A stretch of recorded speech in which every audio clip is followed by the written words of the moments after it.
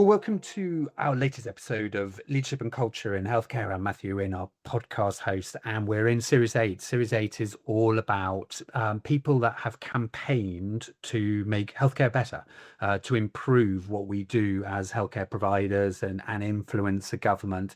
And it's wonderful to have Andrea Brady with us to talk about Jess's rule. And Andrea, rather than me try and explain what it is, let's get it straight from you, because you live and breathe this and have started this wonderful and brilliant campaign. Let's tell people a little about you, tell people about Jessica, and then about Jess's rule so they get a flavour of the campaign. Okay, thank you.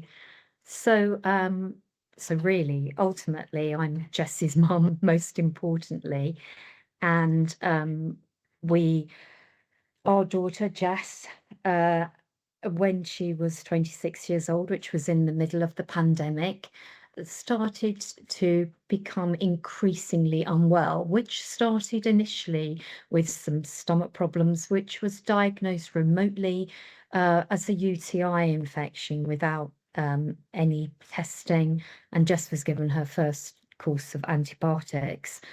And from then on, really, Jess's health began to deteriorate quite noticeably because she developed what I would say was a persistent cough, in that she found it really difficult to converse with anybody without actually coughing. And over a period of weeks, she found that she couldn't use her usual speaking voice because she had to speak sort of in a whispered voice because it would aggravate her throat and chest.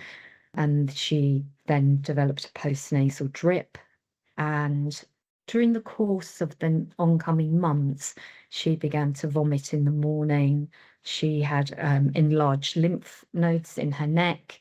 She lost weight. She was having night sweats. And these were just some quite aggressive symptoms, which we later discovered were quite red flag. But to go back a little bit, Jess was, was many things, and she was really organised and very proactive. And although she wasn't somebody that went backwards and forwards to the doctors, at this time she felt acutely that there was something really wasn't right and that she knew her body. And so over a period of 5 months, it was quite a distressing period, really, because Jess contacted her doctor's surgery on 20 occasions. And during that time, she was prescribed, I think it was 6 courses of antibiotics, nasal sprays, steroids. And she was consulted with 6 different GPs at her doctor's surgery, but never her nominated named GP. And of the 20 contacts she made, only 3 of them resulted in her face-to-face appointment. And the diagnosis Jessica was given was long COVID, because this was in the middle of the pandemic. And although she hadn't ever tested positively for COVID, her symptoms seemed to indicate, she also was suffering from, acute fatigue, the point that she found it really difficult towards the end, even having the energy to get up and sort of go to the toilet. It was quite extreme. But I think it was sort of in, I suppose, month about 4, I actually attended a GP appointment with Jess. And it was at that GP appointment we requested that she was referred to an ear, nose and throat specialist. But that request wasn't granted. So at that point, Jess sought a medical not a medical, a private referral. And it was through that private referral that she was given a biopsy of her lymph nodes. And from that, it was discovered she had secondary cancer. And then it was actually the following day, following a full body scan, we discovered that Jess had stage 4 adenocarcinoma cancer, which was to become of an unknown primary. We were never able to ascertain where her cancer started because it had spread throughout her body. It was in her bones, her lung, her liver. It was just really everywhere. So it was, I think, catastrophic is a fair summary of really what happened. It was utterly devastating and Mm. bewildering and confusing. And Jess died 3 weeks after that diagnosis.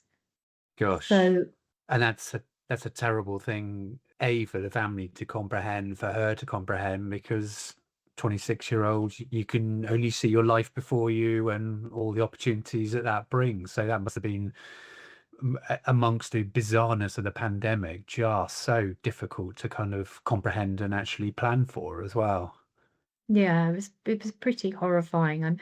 At the beginning of her illness, she was 26, but at the point that she died, she was just 27. And of course, it's something, it is a cliche, but people always say, well, you can't really imagine that it would happen to you. And, cancer just wasn't a consideration, really, Mm. for initially. It was just something that was horrible that was going to be sorted out. And that was definitely the attitude of, primary care clinicians. However, I would say, as early as a month before Jess was diagnosed, I was beginning to think that Mm. this was something a lot more serious. But it was quite hard to try and, well, it was really hard for Jess to advocate for herself. I mean, and I wrote to her doctor's surgery expressing my deep concerns about, my biggest fears about what I thought was going on. But it was frightening and deeply troubling to see your vibrant, Mm. healthy daughter losing weight. Her pallor she was just so pale. Um, yeah, it was really, really devastating. And also, this is someone just was, as I mentioned, very conscientious, very proactive. She didn't smoke, she didn't drink. She was consciously, she ate a very healthy diet, she exercised. She didn't seem to be in that profile at all of Mm. somebody that would develop cancer. And so then, once that, I mean, the shock probably never disappears. I've never lost a child, and I can't imagine therefore, how that manifests in terms of you and the family, but you've somehow turned that into something that is a force for good and has turned into something really incredible. So help people listening understand what went on afterwards then to set up Jess's campaign and Jess's rule. I have said this many times, but I don't think I would be here today, and Jess's rule wouldn't have been actioned if it hadn't been for Jess. Yeah. When people ask me to sum her up, I would say, she really was the calmest, most considerate, thoughtful, and caring individual, but she was also full of integrity and determination. And she felt really strongly that she wanted her GP practice in particular to understand what had happened and what she'd gone through. And there was no point that we would have sued the GP practice or anything like that, but she did want awareness. And although, at the time, of just being very poorly, couldn't imagine, how on earth we would make that happen or even considered that it would be on more of a national scale. But it really was through Jess and her. I think that's what's kept me going. Mm. And also, I think, we all respond so differently to extreme grief. And for me, if I was going to function, I had to function with purpose. It was unthinkable that I could have stayed in bed because that would have been the biggest torment for me.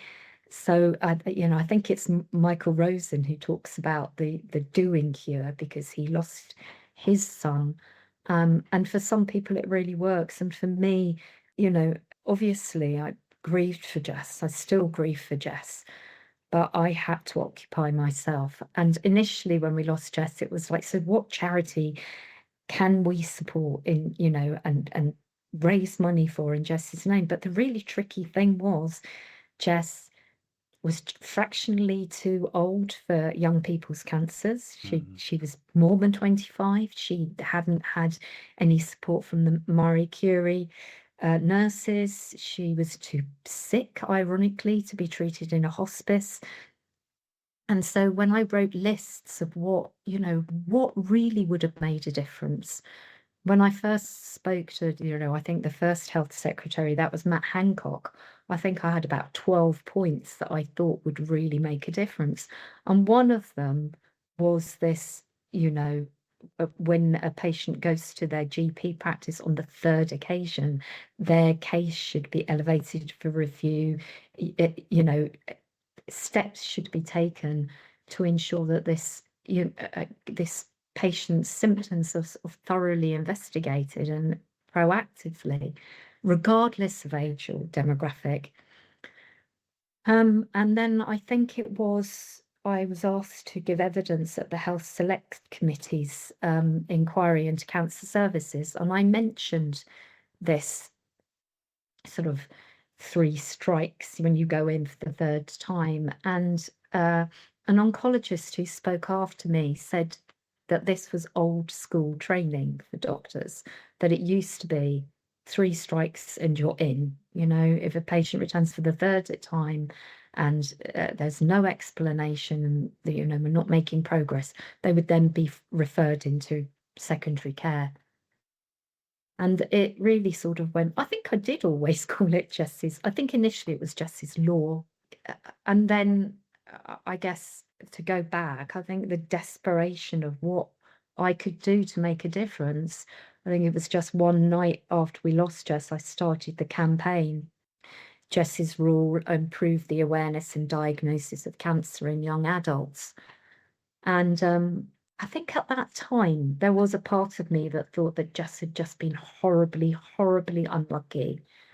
And it's incredibly unfair. But that petition, with the amount of hundreds of people that contacted me, made me realize that she wasn't an isolated case, that she had been horribly unlucky, but so had countless other young people. And the biggest obstacle seemed to be age. In this particular situation, that the assumption was it probably isn't cancer if you're under 50, let's say.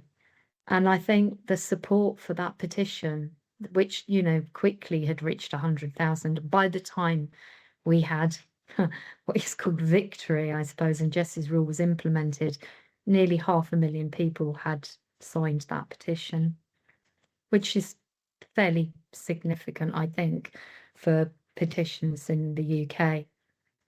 But it opened doors. Yeah.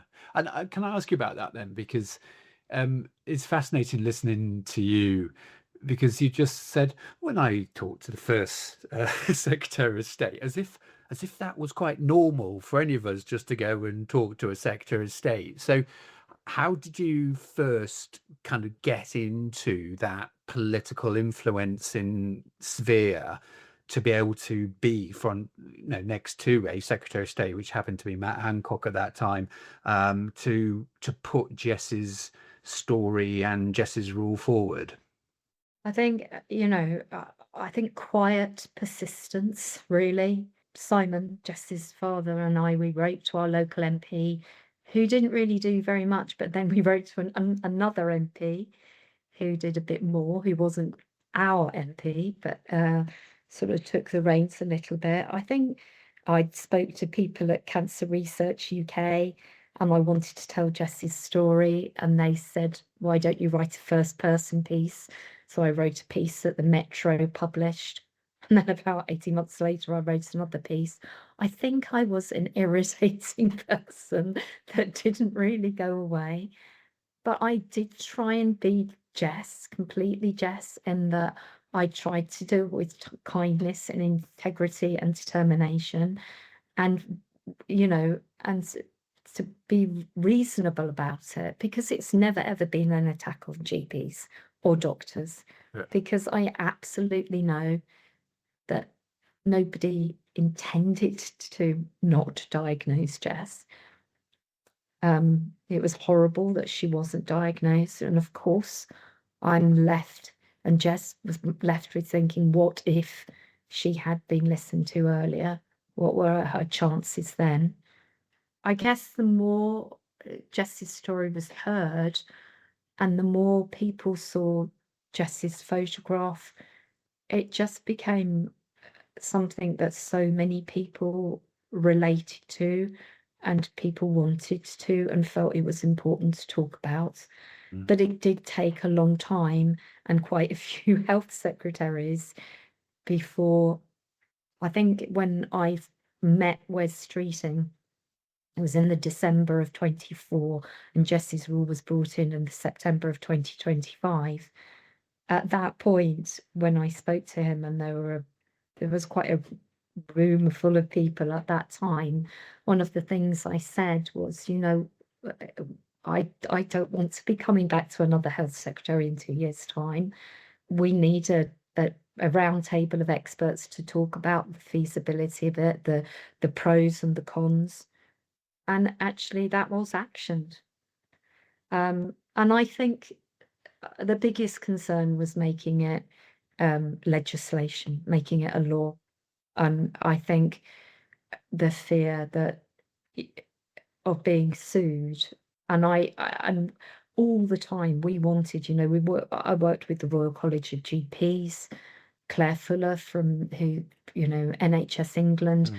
who are really experienced GPs, because I don't come from a medical background, and I wanted to hear what they had to say and their thoughts of how it should develop. And I think it became a really important working relationship where, when we were working out how Jess's rule was going to look when it was implemented, when I was saying, I do think this needs to be in here, and it's not just about continuity of care, it's more nuanced than that.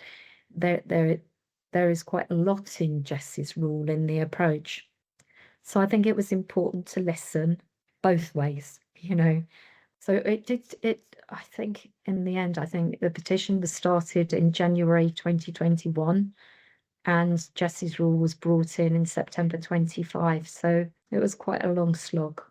Yeah, that's 4 years of immense energy. And let's put aside how many health secretaries were you went through, because there was a lot during that period, wasn't there, of the last government. But I get the sense you just wanted Jess's story to be front and center and to be heard, and she wanted change happen, and it sounds like that was the motivation, and it sounds like that's what's kept you going.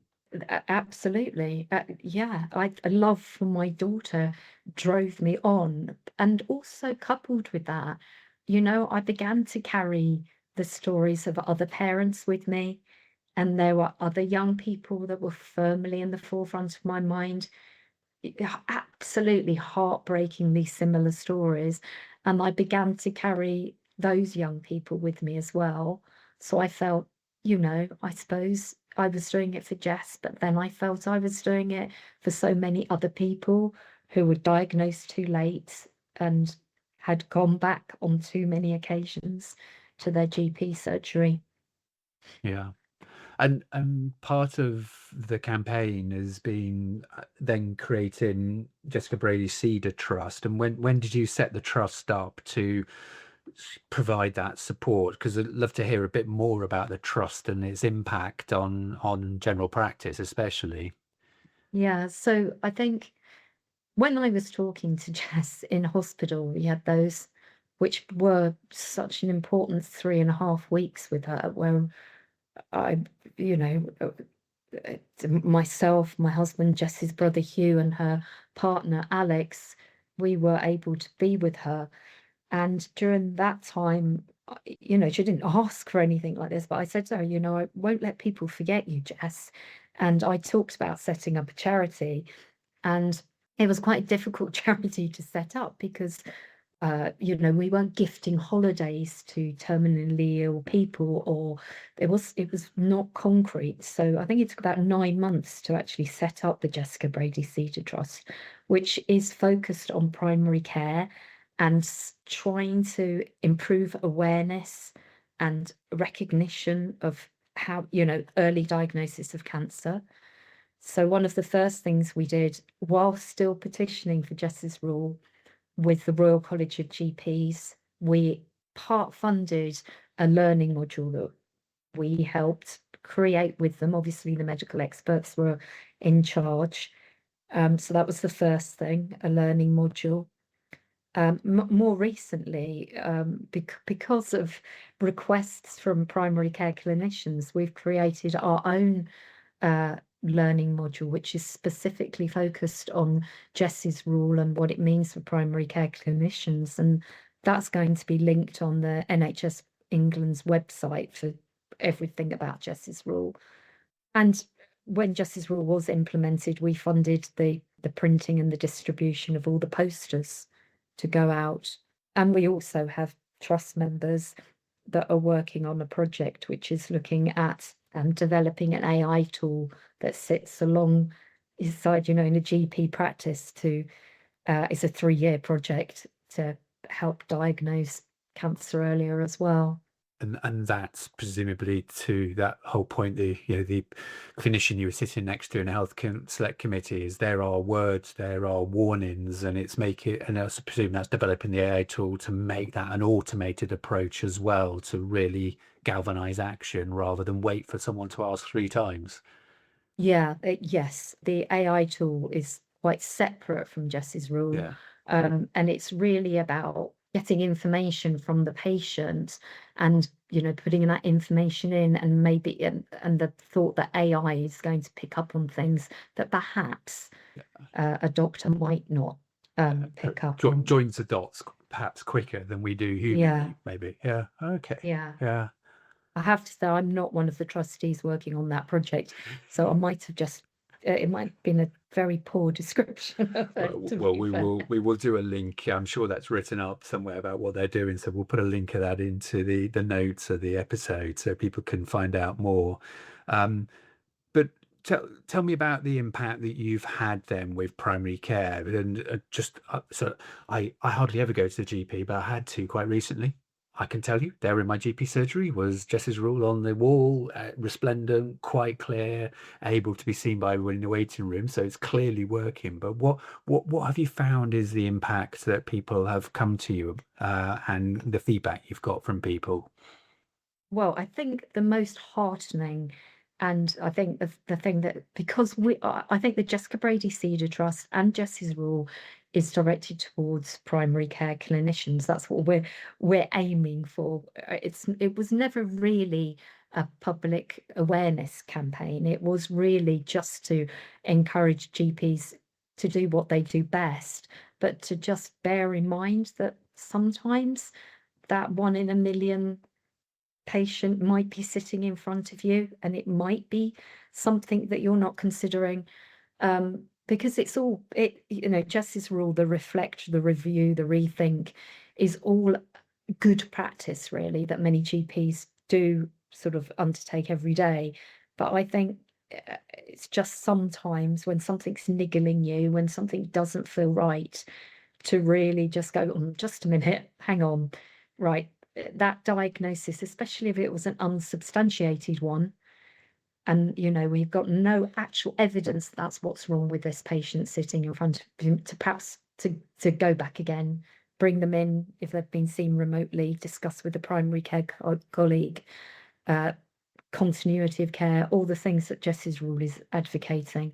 But I think the most heartening thing, I'll go back, has been the doctor's surgeries that we've heard about that have sent out emails to their patients saying we are fully supportive of Jess's Rule.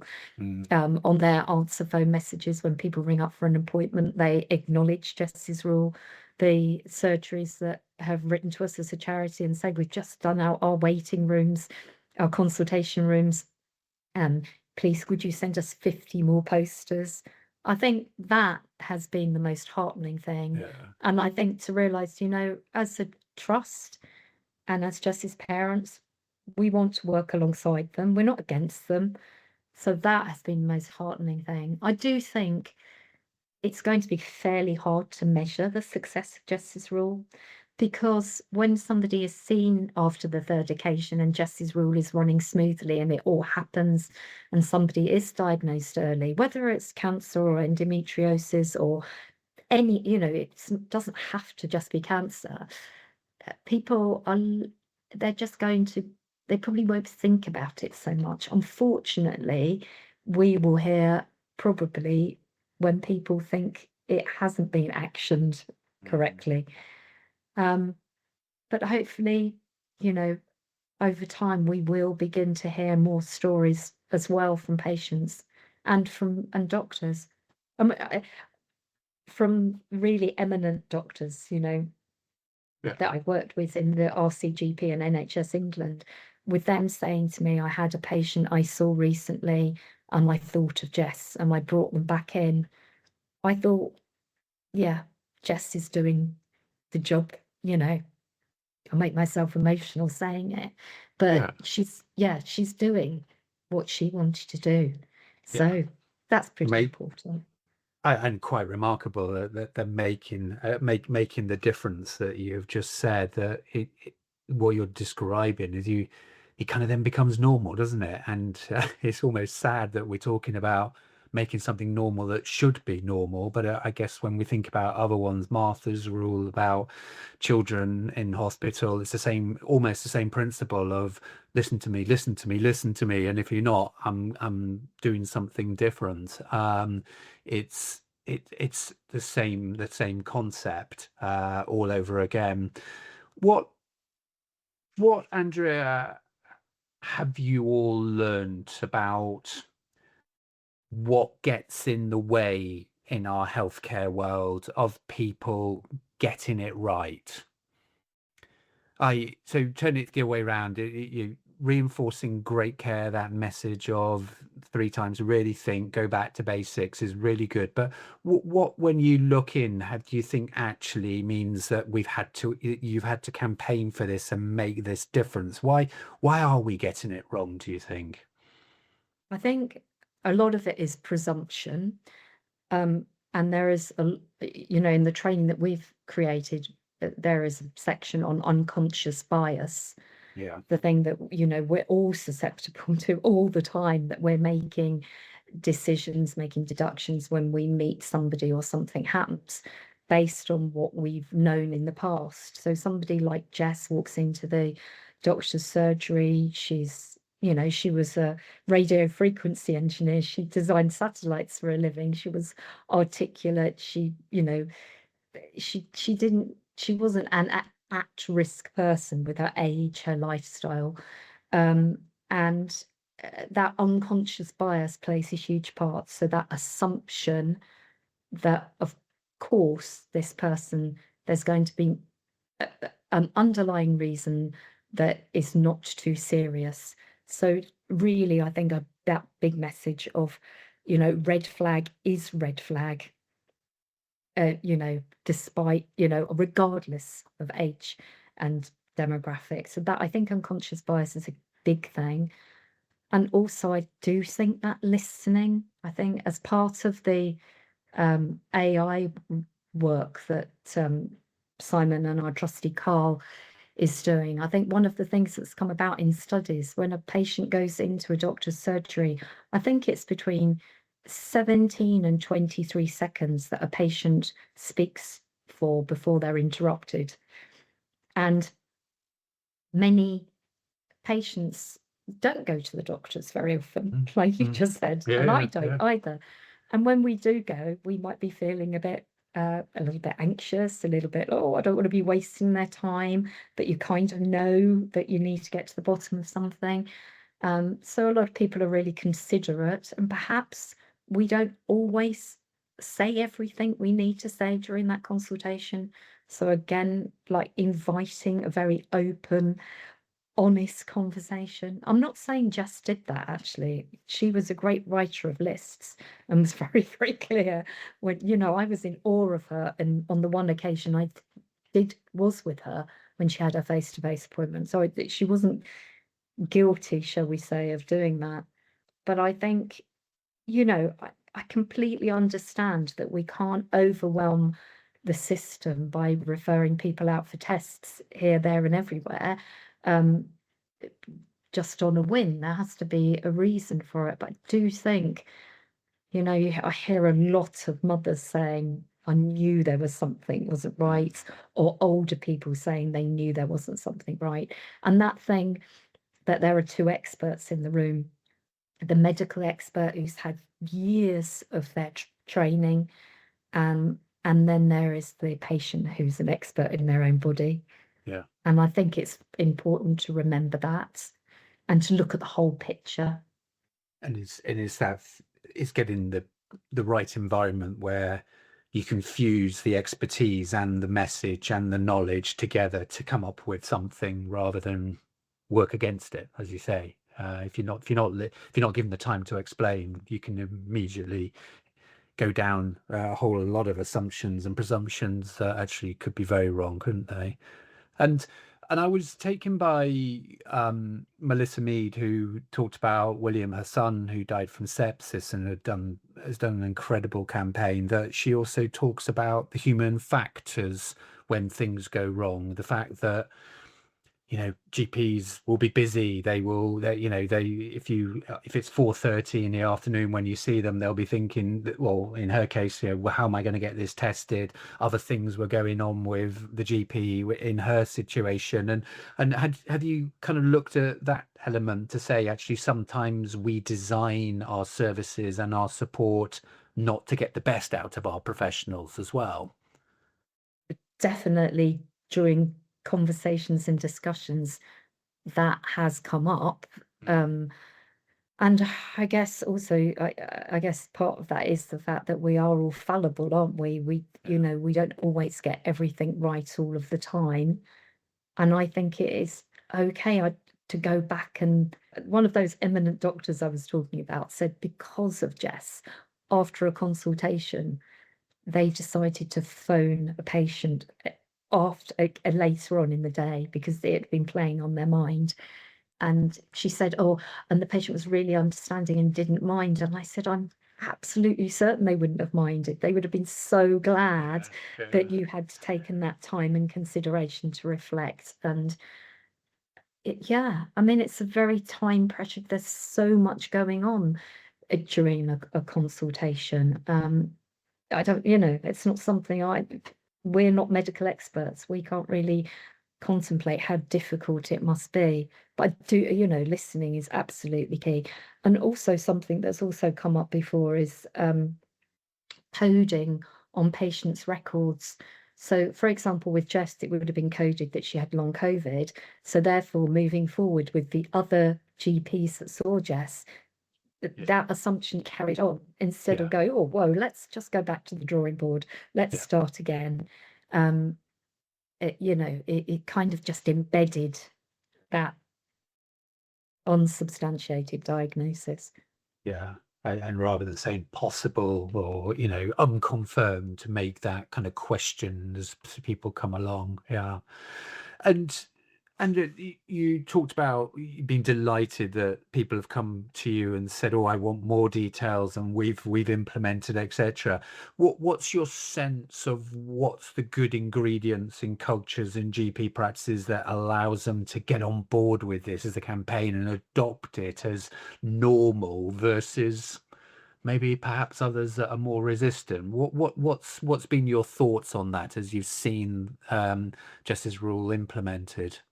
I suppose it is just that having a bit more of an open mind and, that culture of, it could well be doctors that are doing essentially what Jesse's rule is striving to support really, but they're really keen to put it out there that this is something we are supporting, we are doing.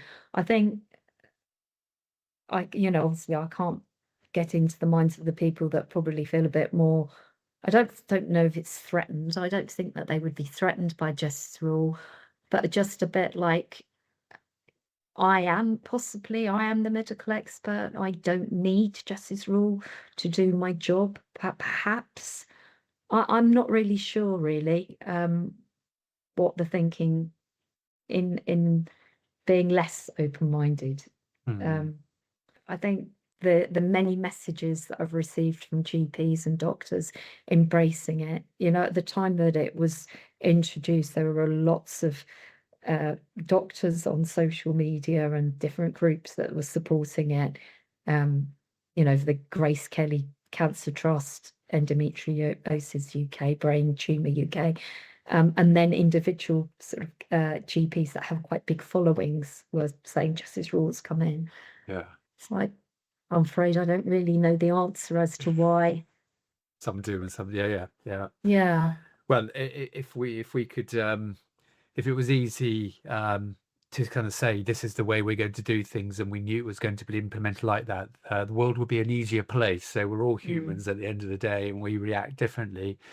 Um, just then, as we come to the end, Andrea, of our conversation, which has just been fascinating to hear what you've done.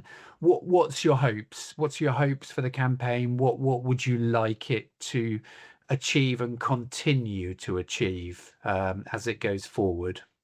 I, what I would like is, I think that thing that I've mentioned, that red flags, red flags, regardless of who the person is standing in front of you, and just bear in mind about unconscious bias, because we know that the incidence of cancer has risen in the last, I think when they've looked at stats between sort of 1996 and sort of current day, that of what the increase of cancer is, and how young people, particularly women, with having bowel cancer and various cancers that we wouldn't normally associate with young people.